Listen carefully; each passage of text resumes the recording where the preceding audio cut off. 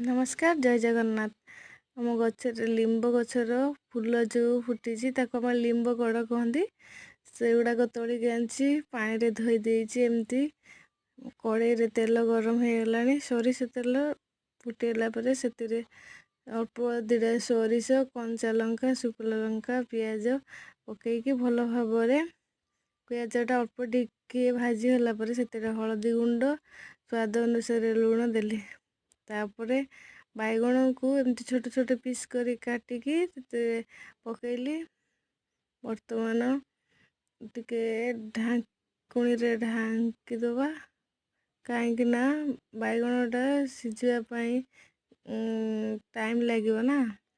तापरे एबे फूल कड़ जो धोईकी रखी से देदेली। बर्तमान आमर प्रस्तुत हो गला लिंब कड़ भजा। जदि आपको भल लगे ताले लाइक शेयर सब्सक्राइब कर दिंतु। रही जय जगन्नाथ।